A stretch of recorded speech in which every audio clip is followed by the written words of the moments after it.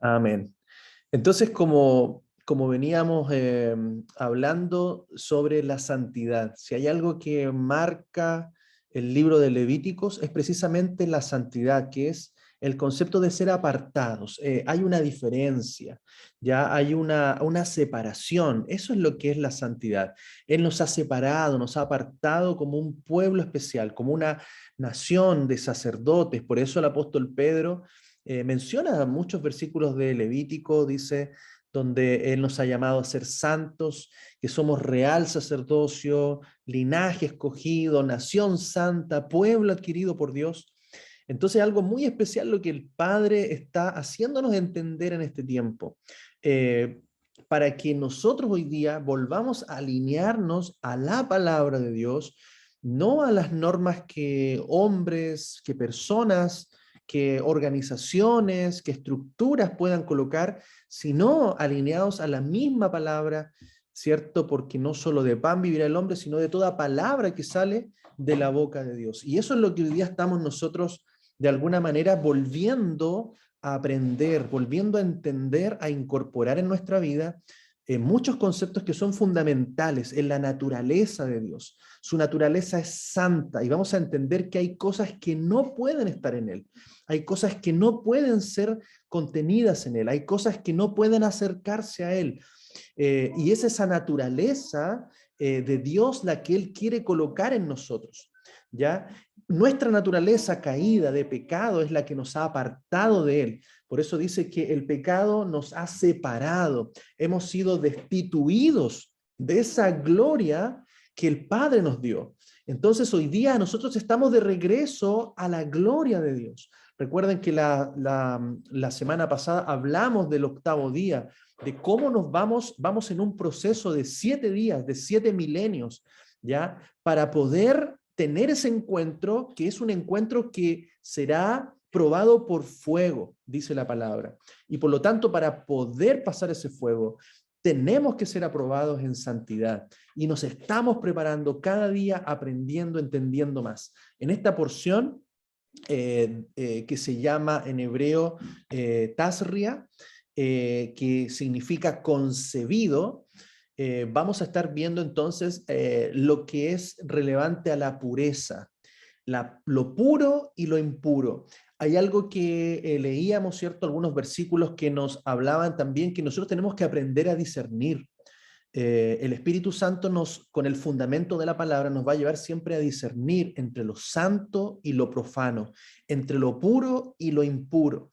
Y esa habilidad, ese discernir que vamos adquiriendo, nos va a ayudar en nuestra vida diaria, nos va a ayudar en las cosas prácticas que hacemos. Cuando entendemos los conceptos básicos, vamos a poder después discernir de muchas cosas. Por eso el apóstol también escribía, todo me es lícito, mas no todo me conviene.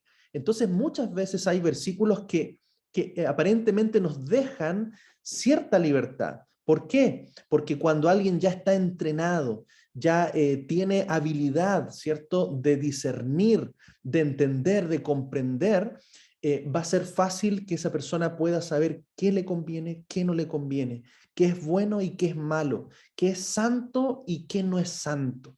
Entonces, estos conceptos el Espíritu va a comenzar a incorporarlos también en nuestra vida.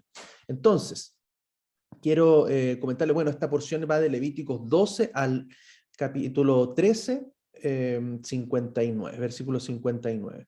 Pero quiero que nos concentremos un poquito en lo esencial de esta porción, por lo menos que quiero rescatar, comenzando, ¿cierto?, en Levítico 12, del versículo 1 al 4, esta es la versión de la Biblia textual, y dice: Habló Adonai a Moisés, diciendo, habla a los hijos de Israel, diciendo, si una mujer queda encinta y tiene varón, será impura por 7 días.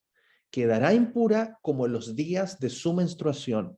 Y al octavo día será circuncidada la carne del prepucio de su hijo. Y ella permanecerá 33 días en la purificación de su sangre, no tocará nada que sea santo, ni irá al santuario hasta que sean cumplidos los días de su purificación.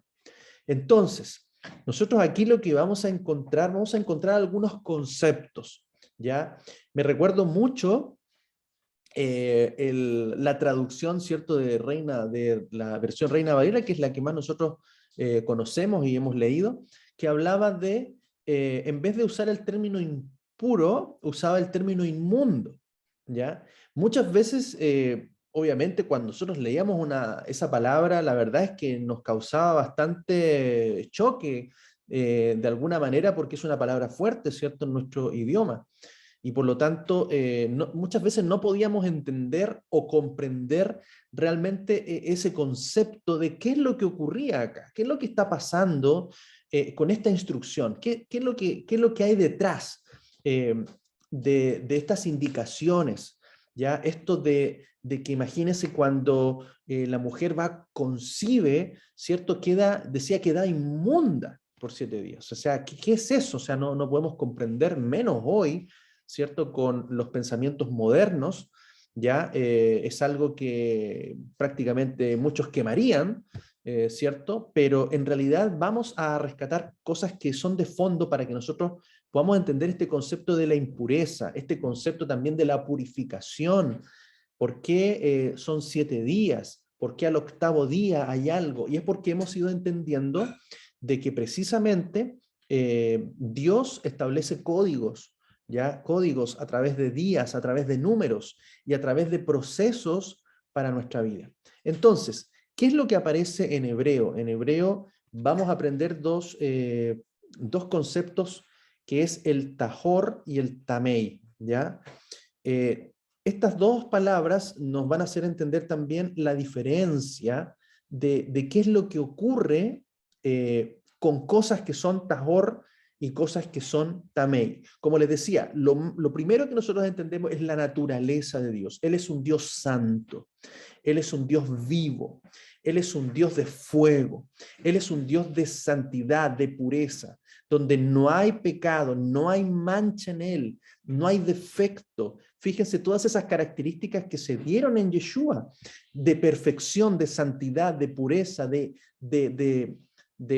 no tener mancha, arruga. Ese mismo concepto es el que nos enseña a nosotros. ¿Por qué? Porque dice que la novia, ¿ya? Su iglesia, su Israel, tiene que ser sin mancha, sin defectos, sin arruga. Y es porque estamos en un proceso de ser semejantes a Él, un proceso de ser imitadores de Él, de aprender de esa naturaleza para que nuestra mente y nuestra vida sea transformada. Entonces, el Tajor y el Tamei nos van a enseñar esa diferencia entre lo que Él establece como puro y lo que Él establece como impuro. Y por supuesto que nos enseña a nosotros a ser puros y no a contaminarnos. Entonces, por ejemplo, el concepto tahor, ¿ya? Tiene que ver con un concepto de pureza, ¿ya? Eso básicamente nosotros lo leíamos o lo traducíamos como algo limpio, pero en nuestra mentalidad, algo limpio, nosotros pensamos que se puede ensuciar, ¿cierto? Y algo sucio se puede limpiar. Pero la diferencia entonces entre el concepto hebreo es que algo puro es algo que no puede contaminarse y algo que es impuro tampoco puede hacerse puro, ¿ya? Son conceptos que no pueden cambiarse, ¿ya? Que no pueden pasar de un estado a otro, sino que lo que es puro tiene que permanecer puro y lo que es impuro seguirá siendo impuro, ¿ya? Entonces, por ejemplo, entre los conceptos de tajor, de lo que es puro, ya está, por ejemplo, el amor. El amor, si no es puro, no es amor. Por eso el apóstol decía que vuestro amor sea sin fingimiento, ¿ya? Nos enseñaba conceptos que no pueden contaminarse: el amor, la bondad, la misericordia, la santidad. Todas aquellas cosas que son parte de la esencia y naturaleza de Dios no pueden contaminarse, ¿ya?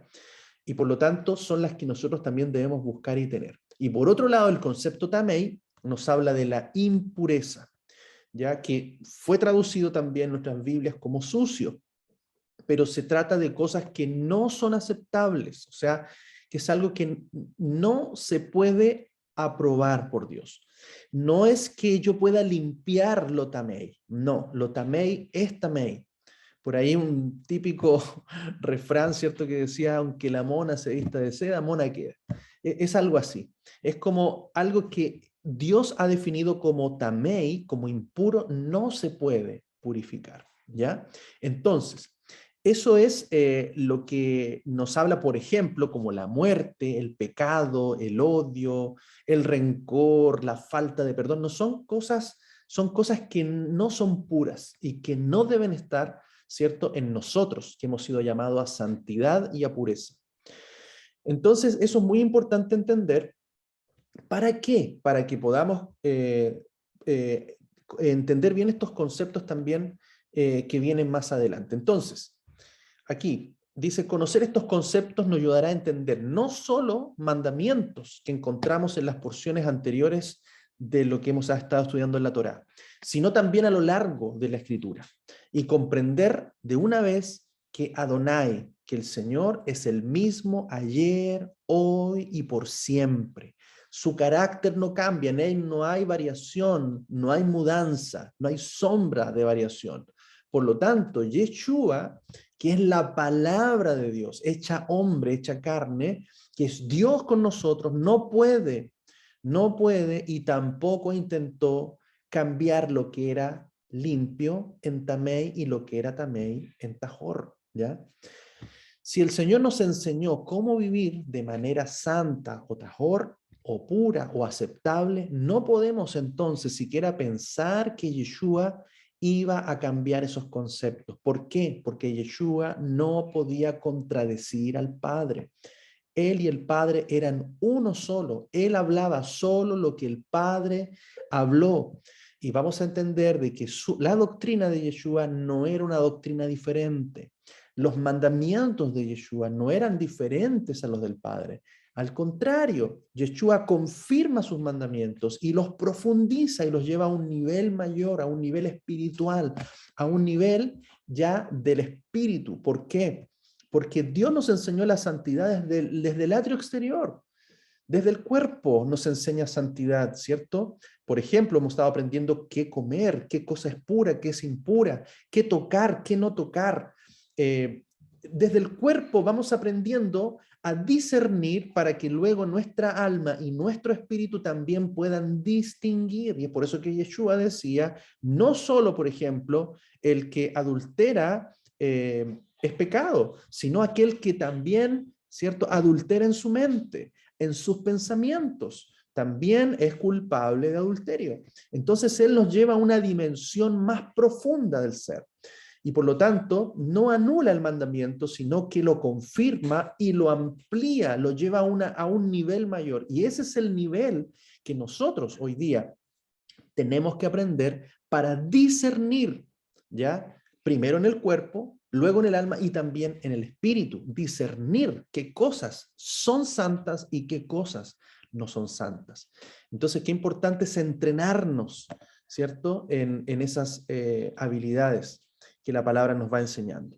Entonces, no podemos entender ya a través de estos conceptos que Yeshua pueda haber santificado cosas que no eran santas. No puede haber convertido lo que era Tamei en Tajor, ¿ya? Entonces eso es muy importante comprender y luego usted lo va a confirmar cuando leamos esos pasajes quizás de conflicto, vamos a poder entender que realmente Yeshua no estaba hablando de aquello o no estaba afirmando o diciendo lo que nosotros creíamos que él estaba diciendo. Entonces, es muy importante establecer los fundamentos porque de este fundamento se va a construir todo lo demás. Entonces, por ejemplo, uno de los conceptos que están dentro de lo que es Tamei es la muerte. La muerte no es voluntad de Dios. La muerte no es algo para el cual nos creó a nosotros. Él es un Dios vivo y por lo tanto la muerte no es aceptable delante de Él. No es parte de su naturaleza. En Él hay vida, en Él hay bendición, en Él hay pureza, en Él hay crecimiento, en Él hay creación, multiplicación. O sea, en Él no está el concepto de la muerte. A nosotros no nos creó para morir. el pecado que entró, la desobediencia en nuestra vida nos trajo una consecuencia que es entrar en un estado de muerte, muerte espiritual y muerte física. Pero lo que Él quiere hacer es que nosotros vengamos a vida, vida en abundancia, a vida eterna.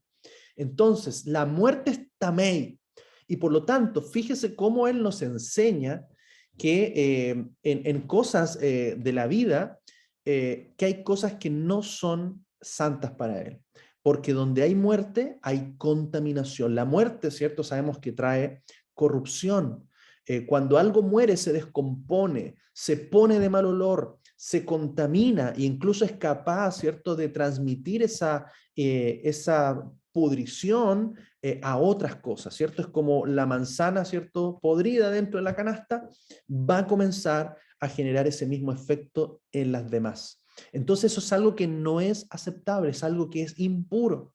Entonces, cuando nosotros tenemos este concepto, vamos a ver que, por ejemplo, cuando la mujer, ¿cierto?, tiene su proceso, el hombre y la mujer tienen un proceso de fecundación, ya a través de un óvulo, a través de un espermatozoide, vamos a ver que son células, son organismos vivos, ya, que van a producir vida.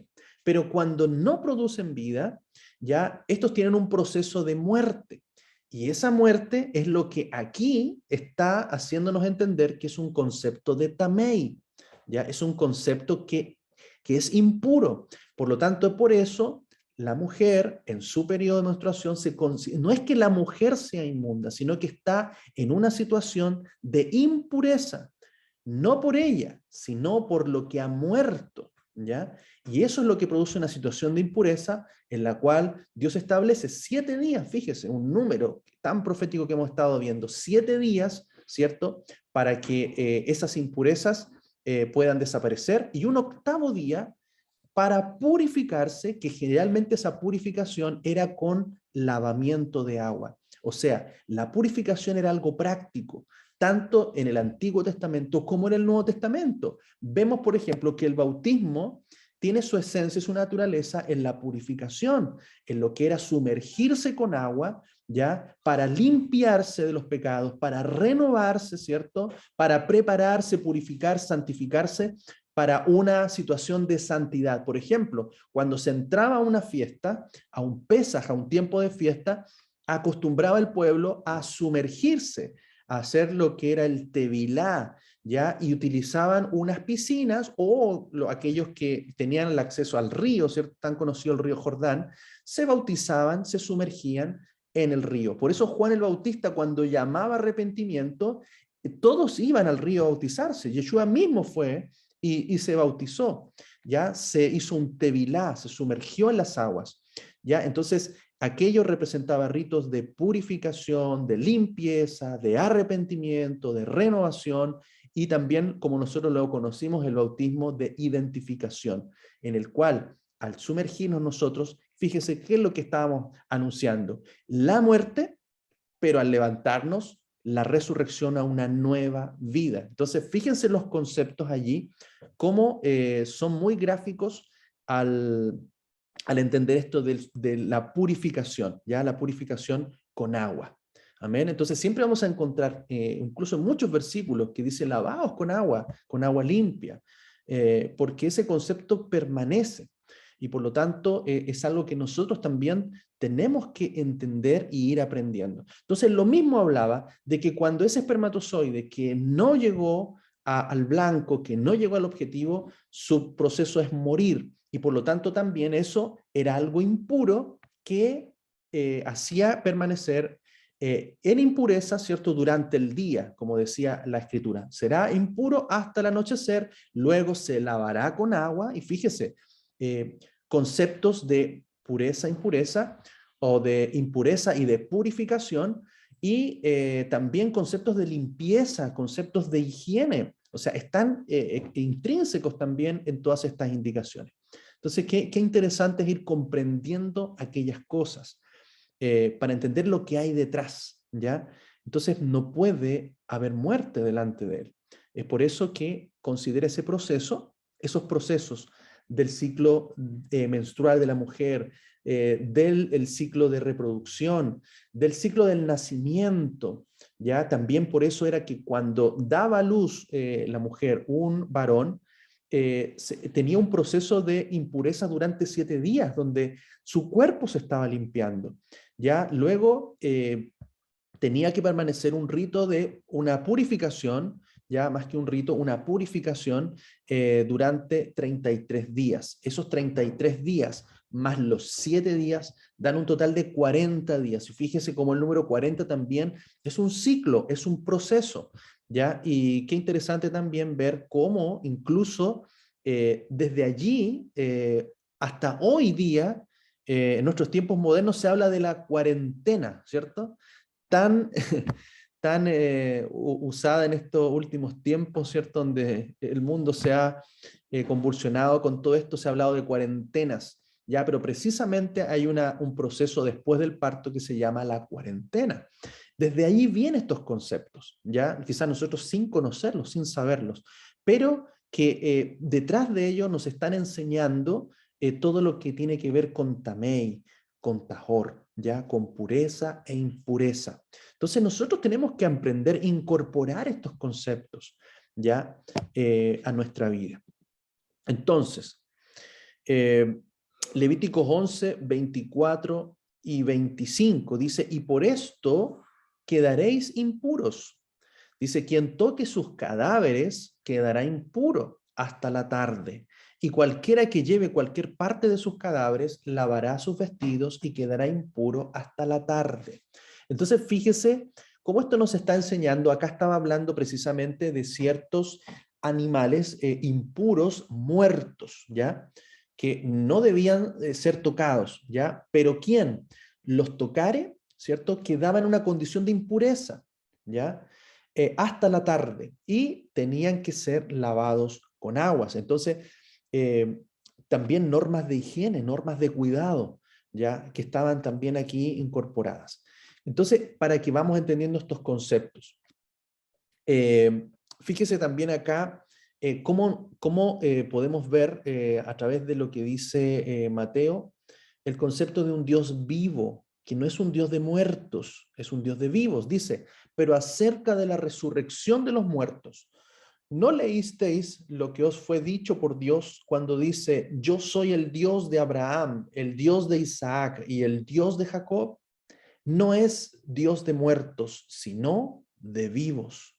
Entonces, fíjese cuando él se presenta, por ejemplo, a Jacob y le dice, yo soy el Dios de tu padre Abraham y de tu padre Isaac.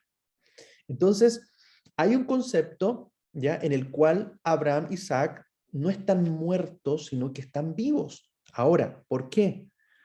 Porque hay una muerte espiritual y una muerte física.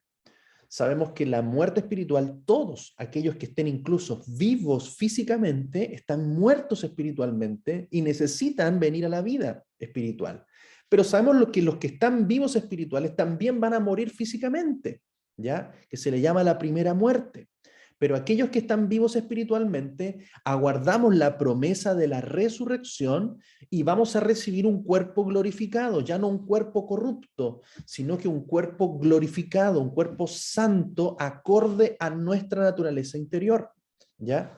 Y todos aquellos no veremos la muerte segunda, pero todos aquellos que están muertos en el espíritu y mueren también en su carne, tendrán una resurrección para condenación y verán la muerte segunda. Entonces, qué interesante este concepto que a mí aquí Yeshua mismo dice que Dios es un Dios de vivos. Cuando él declara, él es el Dios de Abraham, de Isaac y de Jacob, es porque ellos están vivos y van a ser levantados en la resurrección. Amén. Es la misma esperanza que tenemos nosotros. También, miren lo que nos dice la Escritura en Hebreos 3:12, dice, mirad pues hermanos, no sea que acaso haya en alguno de vosotros un corazón malo de incredulidad que os aparte del Dios vivo. Ya recalca que no tenemos que apartarnos del Dios vivo. Amén. Entonces, cuando hay vida, hermanos, no hay muerte. Y es por eso que tenemos que aprender, ¿ya? a separar esas cosas y no aceptar cosas que son de moribundas, cosas que son de muerte en nuestra vida. Y por las razones que aquí la palabra nos enseña, tenemos que aprender a discernirlas y actuar correctamente, ya, para ser purificados de aquellas cosas. El parto aquí también era considerado el proceso del parto. Ojo, en ningún momento el bebé, al contrario, el bebé era declarado santo, ¿ya? Pero el proceso del parto era tamei. ¿Por qué? Porque implicaba también muerte de la sangre, de células, de la placenta, etcétera, etcétera. Hay un proceso donde hay cosas que mueren y por lo tanto el bebé tenía que, en este caso de ser varón, tenía que ser presentado, circuncidado al 8º día, ¿ya? Y también la mujer con su esposo, cuando terminase el periodo de la purificación, que eran los 40 días, debía presentarse con ofrenda, con una ofrenda especial. De esa misma manera que establece la Torá, dice la Escritura que José y María, los padres de Jesús, se presentaron, ¿cierto?, con tórtolas, ofreciendo la ofrenda o el sacrificio que correspondía según la Torá. Entonces, por lo tanto, vemos allí que es todo un proceso que nos lleva a entender cosas más profundas. Ahora, ¿qué ocurre? ¿Por qué el concepto del parto también es atamei? ¿Ya? Porque aquí tenemos que ir, obviamente, ¿cierto? Nosotros somos descendientes de Adán, ¿ya? De Adán, y por lo tanto, Adán y Eva fueron creados, ¿cierto? Ellos a semejanza de Dios, ¿cierto? Como lo dice la Escritura. Pero después de la caída, después del pecado, después de esa naturaleza que ellos tenían originalmente, que no es la naturaleza que nosotros tenemos ahora, esta naturaleza caída que va a la muerte, eh, ellos cambiaron y por lo tanto sus descendientes ya no fueron conforme a imagen y semejanza de Dios, sino que fueron conforme a imagen y semejanza de Adán. Entonces eso lo vamos a ver en la Escritura cuando dicen, por ejemplo, en Génesis 5:3, dice, y había vivido Adán 130 años cuando engendró a su semejanza, conforme a su imagen, y llamó su nombre Set. Sabemos que de Set viene la descendencia que va a, a salvar después a Noé, ¿cierto? De todo lo que fue el diluvio y la destrucción de toda la humanidad.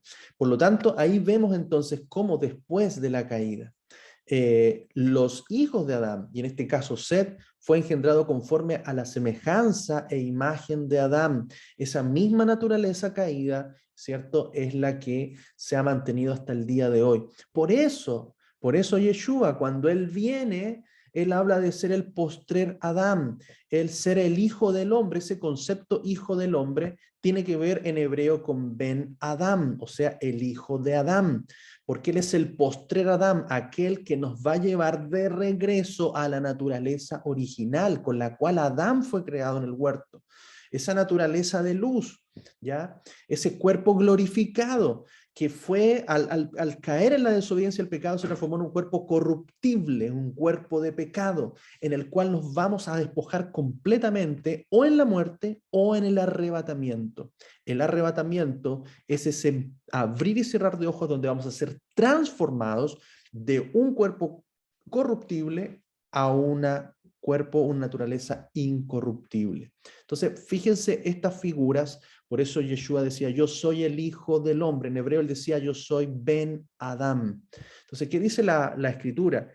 Por ejemplo, en Juan 6 dice, así que Yeshua les dijo, de cierto os digo, a menos que comáis la carne del Hijo del Hombre y bebáis su sangre, no tenéis vida en vosotros.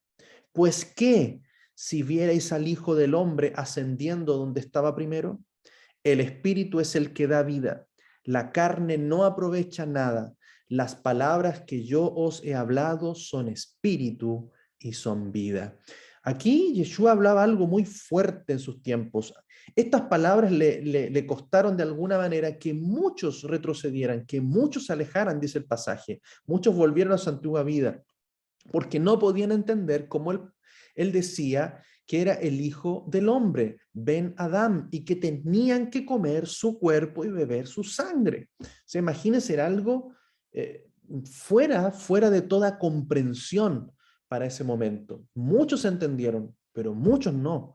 Y por lo tanto también él estaba hablando de que esa carne, que es ese pan que nosotros comemos hoy, representan su palabra, representan su cuerpo. Amén. Y esa sangre que a través del vino nosotros bebemos representan su vida, su testimonio. Y por lo tanto el Espíritu es el que pone en nosotros la palabra y el testimonio de Yeshua. Por eso dos características siempre yo las menciono en el libro de Apocalipsis, para aquellos que son escogidos de Dios, aquellos que guardan la fe y el testimonio de Yeshua, tiene que ver con la sangre que bebemos, y también aquellos que guardan los mandamientos, guardan la palabra de Dios, que tienen que ver con el pan.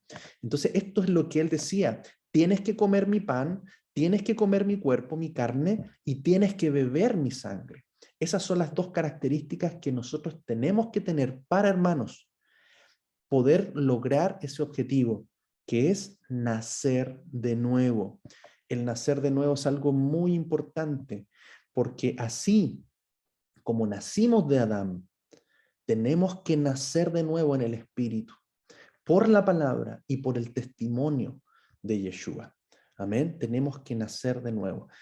Entonces, por eso el nacimiento involucraba impureza, por la descendencia de Adán, la descendencia caída que teníamos. Había que purificarse, había que presentar una ofrenda, ¿ya? Y había que esperar un tiempo, ¿ya? En este caso, para el varón, 40 días, ¿ya? Y para la mujer, 80 días. Me da la sensación de alguna manera que eso tiene que ver con el pecado original, ya que Eva fue la primera, ¿cierto?, que pecó, y que luego posteriormente también pecó Adán. Me da la sensación que podría ser por eso, porque alguien pregunta, bueno, ¿por qué había que esperar 40 días para si nacía hombre y 80 días si nacía mujer? Me imagino que hay un doble tiempo de espera por la purificación, o quizás de alguna manera puede estar relacionado con lo que pasó en el huerto. Entonces, ¿qué es lo que dijo Yeshua? Juan 3:3 dice: respondió Yeshua y le dijo: de cierto te digo, a menos que alguno sea nacido de nuevo, no puede ver el reino de Dios. Amén. Entonces recuerde siempre las analogías, las parábolas de Yeshua, siempre nos enseñaba algo, nos decían que la semilla, recuerde, semilla viene de cera, viene de simiente, viene de semen. Son palabras que están relacionadas porque tienen que ver con engendrar, tienen que ver con provocar el nacimiento de algo. Entonces esa palabra en nuestro corazón, en la tierra, ya es la que va a producir el fruto en nosotros. Entonces el nuevo nacimiento, hermanos, es un proceso. Nadie nace de nuevo de la noche a la mañana. Nadie nace de un día para otro. En lo natural aprendemos, desde la concepción hasta el concebir, hay meses, ¿ya? Hay 42 semanas, 40 semanas aproximadamente, 9 meses en algunos casos que comúnmente nosotros lo mencionamos. Hoy día se cuentan más por semanas y prácticamente son 40 semanas, ¿ya? Generalmente se habla de 42 semanas, pero recuerden que hay 2 semanas que se agregan a este periodo, porque se cuenta siempre desde la última menstruación. Desde allí hay 2 semanas prácticamente hasta el momento en que alguien puede ser concebido. Entonces prácticamente nuevamente hablamos de 40 semanas, que habla de un ciclo de 40, ya que es un número bíblico, es un número que marca, ¿cierto?, un tiempo, un proceso. Y por lo tanto así también nosotros somos procesados. Fíjense que las fiestas del Señor, el periodo de las fiestas también ocurren durante 40 semanas, ¿ya? Y por lo tanto es tan interesante que ese ciclo, ¿ya? Ese ciclo que tiene este proceso del nuevo nacimiento, también tiene que ver con el proceso de las fiestas, ¿ya? Y por lo tanto es muy interesante comprender cómo Dios obra. Y por lo tanto, dar a luz es un proceso de fecundación, un proceso donde la semilla actúa y luego comienza un proceso de crecimiento. Ese proceso de crecimiento, hermano, lo vamos a ver en estas fiestas de este año. Pesaj, la liberación, luego viene la limpieza de los panes sin levadura, después vienen las primicias, los primeros brotes que comenzamos a dar, después viene Shavuot, la fiesta de la cosecha, donde ya aparecen los primeros frutos en nosotros, los frutos del Espíritu, y después viene otro proceso de trompetas, de Yom Kippur o Día de la Expiación, y finalmente para terminar, ¿dónde? En Sukkot, que es la fiesta de los tabernáculos, también conocida como la fiesta de la cosecha final. Entonces, fíjese ese proceso que nosotros estamos entrando, cómo se relaciona con este proceso de nacer de nuevo para llegar nuevamente a la estatura de la imagen y la semejanza de Cristo, de nuestro Mesías. Amén. Siguiendo su ejemplo. Amén. Mire, y quiero terminar con este versículo, Deuteronomio 4, del 8 al 9. Fíjese para que reflexionemos. Dice, ¿y qué nación hay tan grande que tenga estatutos y decretos tan justos como toda esta ley, esta Torá que hoy pongo ante vosotros? Mira lo que le dice el Señor. Guárdate a ti mismo y guarda diligentemente tu corazón. No olvides las cosas que vieron tus ojos, ni se aparten de tu corazón en todos los días de tu vida. Las enseñarás a tus hijos y a los hijos de tus hijos. Amén. Qué hermoso, hermanos, cuando logramos estudiar su Torá. Comenzamos a ver detrás qué es lo que hay: justicia, pureza, santidad, rectitud, eh, piedad, misericordia, amor, y comenzamos a ver todo lo que hay detrás de estos estatutos y decretos tan justos como es la Torá de nuestro Dios, de nuestro Elohim. Amén. Así que tomemos el consejo, guardemos nuestro corazón, guardemos diligentemente sus palabras, no nos olvidemos de todo lo que ha hecho en nuestra vida, ni nos apartemos de la obediencia, no apartemos nuestro corazón ningún día de nuestra vida y enseñemos a nuestros hijos y a nuestras generaciones. Amén. Amén. Que el Señor bendiga esta palabra y que tengamos un lindo Shabbat. Shabbat Shalom. Bendiciones a todos. Bendiciones.